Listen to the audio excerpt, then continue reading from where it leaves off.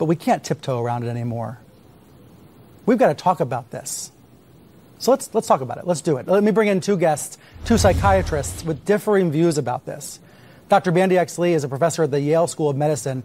She co-authored and edited the book, The Dangerous Case of Donald Trump. Originally came out 2 years ago. She started this conversation in many ways about Trump's mental health. And Dr. Alan Francis is in Philly for us. He's a professor emeritus and former chair at psychiatry at Duke University Medical College.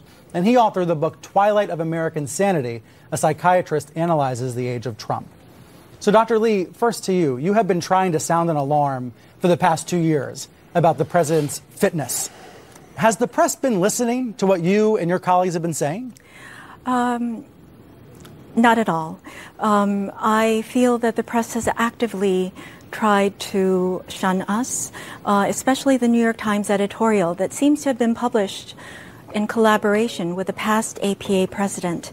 And I've been very concerned about the fact that the American Psychiatric Association has been working as pretty much as an agent of the state to modify... To stop people from talking about this issue? Yes, I'm speaking of the new, what many of us have started to call a gag rule. They have modified the original Goldwater rule, which I'm a staunch supporter of, into an order that allows for no exception, and it basically says that we're not just allowed to diagnose, but say anything of any kind in relation to a public figure. Here's what the original Goldwater rule says, that psychiatrists have a responsibility to society as well as to patients, and we are expected to contribute to activities that improve the community and better public health.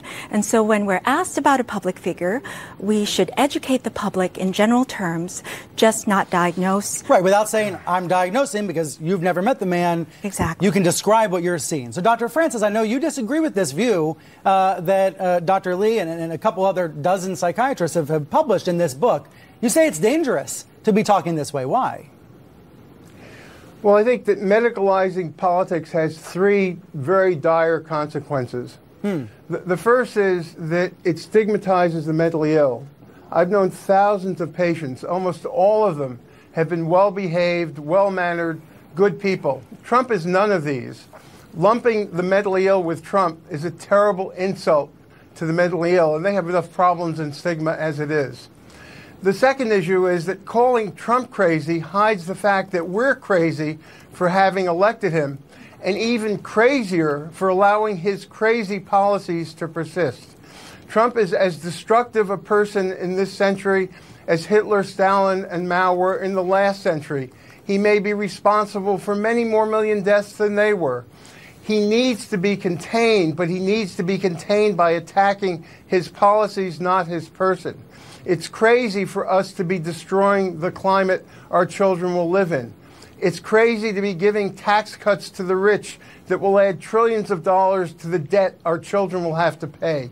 It's crazy to be destroying our democracy by claiming that the press and the courts are the enemy of the people. We have to face these policies, not Trump's person. Now, it's absolutely impossible. You can bet the House that the Congress, that Pence, that the cabinet will never, ever remove Trump on grounds of mental unfitness. That will never happen.